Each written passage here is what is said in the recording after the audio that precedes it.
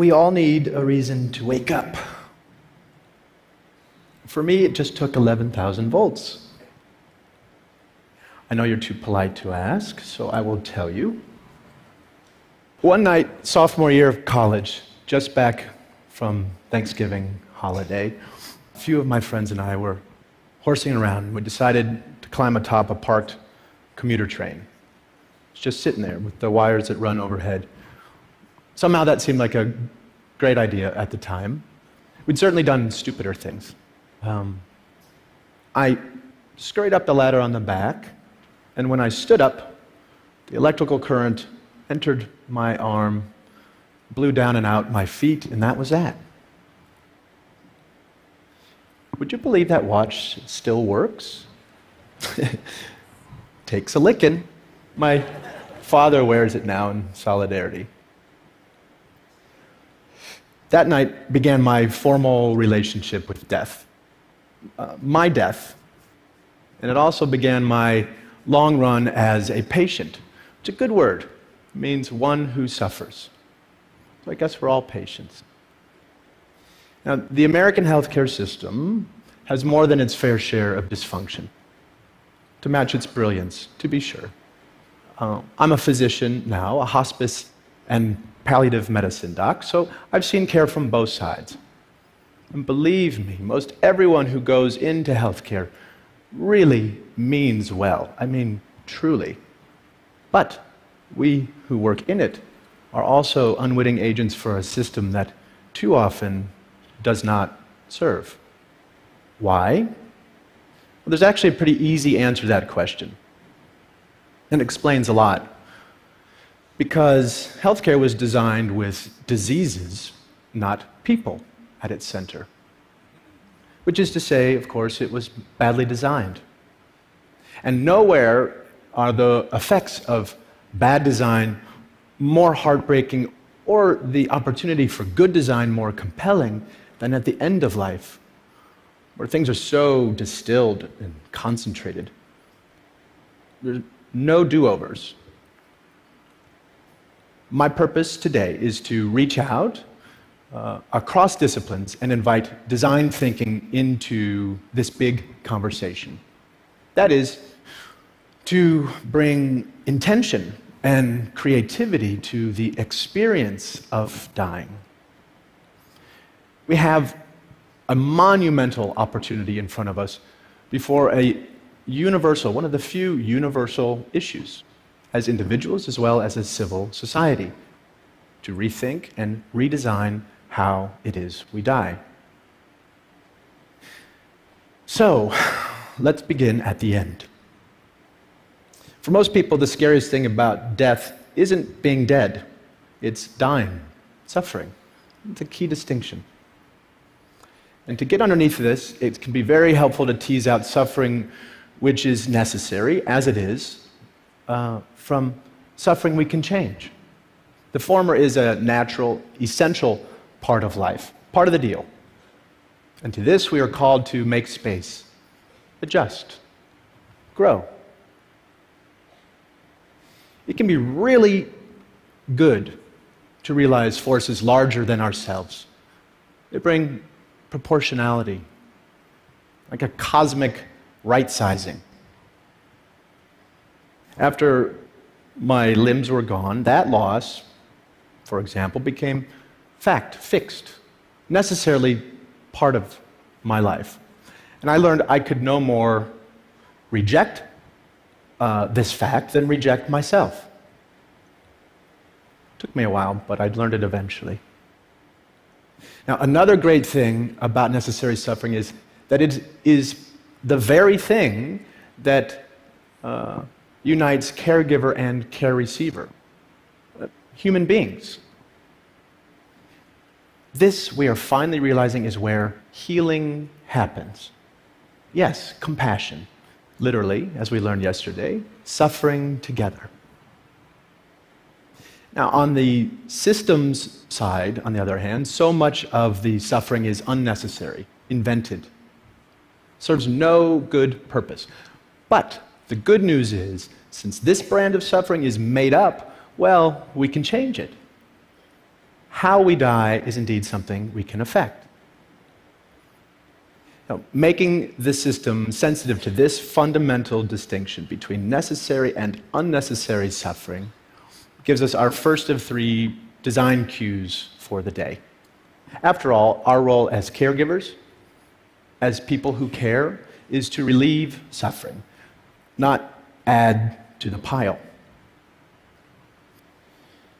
True to the tenets of palliative care, I function as something of a reflective advocate as much as a prescribing physician. Quick aside, palliative care, very important field, but poorly understood. While it includes, it is not limited to end-of-life care. It is not limited to hospice. It's simply about comfort and living well at any stage. Okay, so please know that you don't have to be dying anytime soon to benefit from palliative care.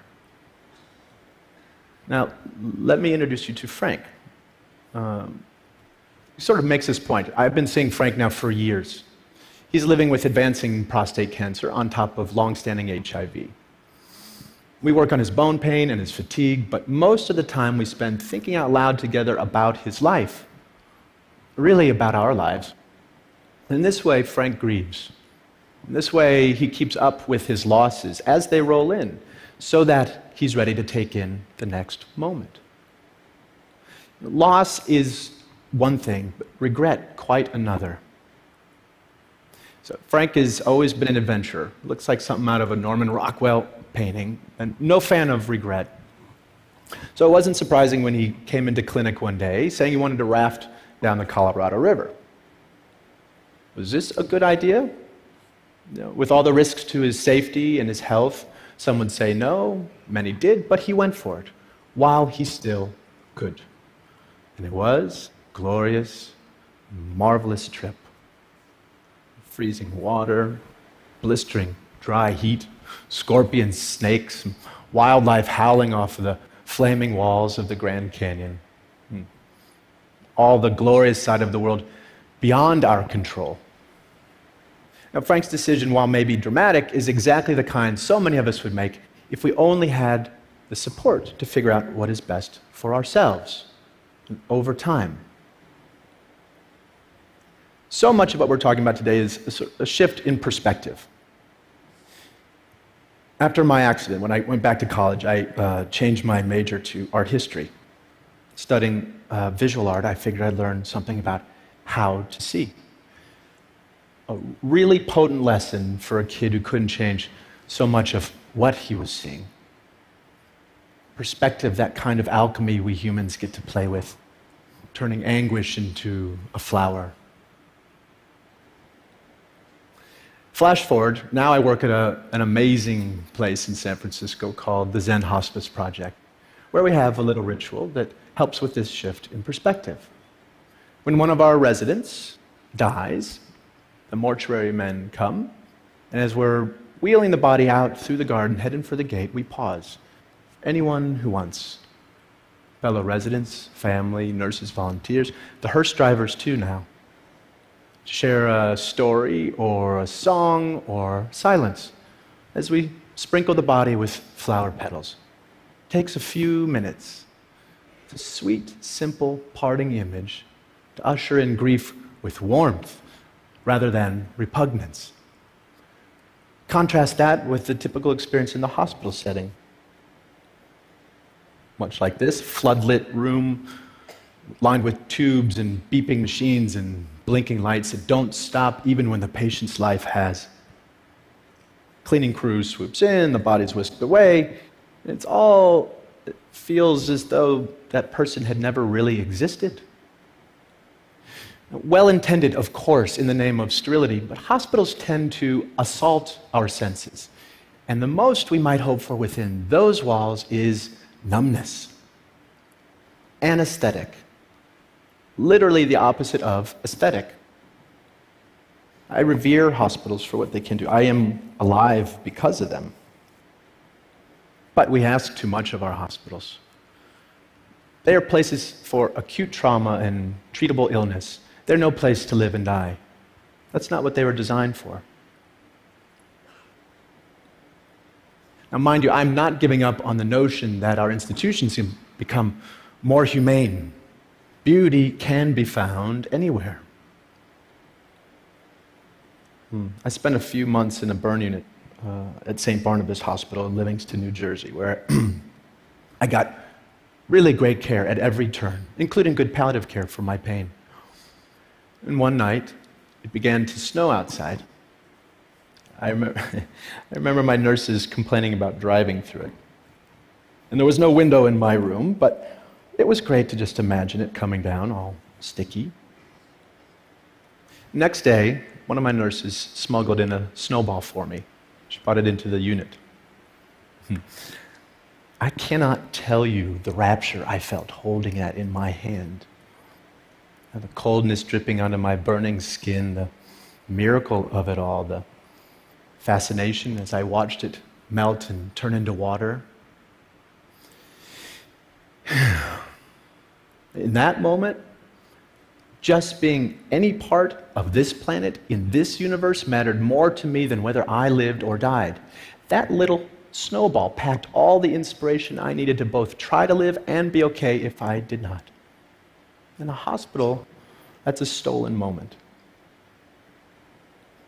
In my work, over the years, I've known many people who were ready to go, ready to die. And not because they had found some final peace or transcendence, but because they were so repulsed by what their lives had become. In a word, cut off or ugly.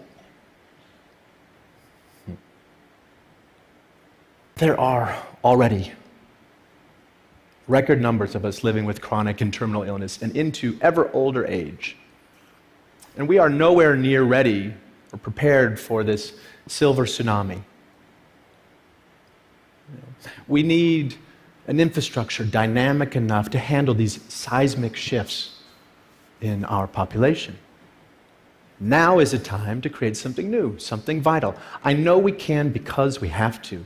The alternative is just unacceptable. And the key ingredients are known: policy, education and training, systems, bricks and mortar. We have tons of input for designers of all stripes to work with. We know, for example, from research, what's most important to people who are closer to death: comfort, feeling unburdened, and unburdening to those they love, existential peace, and a sense of wonderment and spirituality. Over Zen Hospice's nearly 30 years, we've learned much more from our residents in subtle detail. Little things aren't so little. Take Jeanette. She finds it harder to breathe one day to the next due to ALS. Well, guess what?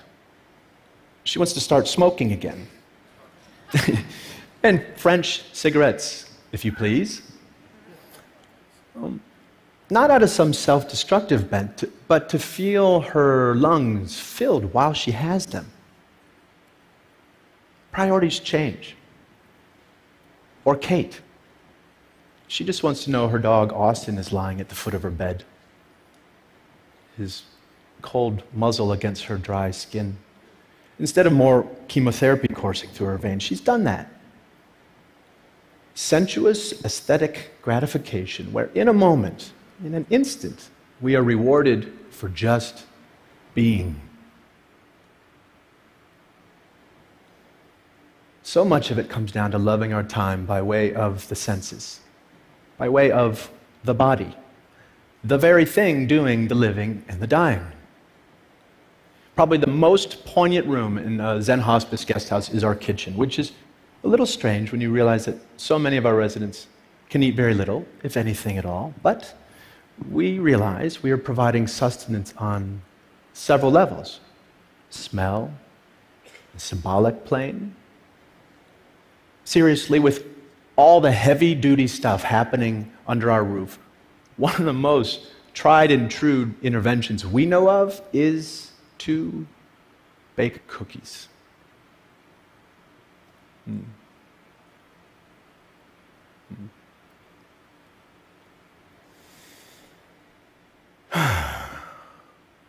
As long as we have our senses, even just one, we have at least the possibility of accessing what makes us feel human, connected. Imagine the ripples of this notion for the millions of people living and dying with dementia. Primal sensorial delights that say the things we don't have words for, impulses that make us stay present, no need for a past or a future. So, if teasing unnecessary suffering out of the system was our first design cue, then tending to dignity by way of the senses, by way of the body, the aesthetic realm is design cue number 2. Now this gets us quickly to the third and final bit for today. Namely, we need to lift our sights, to set our sights on well-being. So that life can become, and health care can become about making life more wonderful rather than just less horrible. Beneficence. Here, this gets right at the distinction between a disease-centered and a patient or human-centered model of care. And here is where caring becomes a creative, generative, even playful act. Play may sound like a funny word here, but it's also one of our highest forms of adaptation. Consider every major compulsory effort it takes to be human. The need for food is birth cuisine. The need for shelter has given rise to architecture. The need for cover, fashion. And for being subjected to the clock, well, we invented music. So, since dying is a necessary part of life, what might we create with this fact? By play, I am in no way suggesting that we take a light approach to dying or that we mandate any particular way of dying. There are mountains of sorrow that cannot move, and one way or another, we will all kneel there. Rather, I am asking we make space, physical, psychic room, to allow life to play itself all the way out, so that rather than just getting out of the way, aging and dying can become a process of crescendo through to the end. We can't solve for death. I know some of you are working on this. Meanwhile, we can design towards it. Now, parts of me died early on, and that's something we can all say one way or another. And I got to redesign my life around this fact, and I tell you, it has been a liberation to realize you can always find a shock of beauty or meaning in what life you have left. Like that snowball, lasting for a perfect moment, all the while melting away. If we love such moments ferociously, then maybe we can learn to live well, not in spite of death, but because of it. Let death be what takes us, not lack of imagination. Thank you.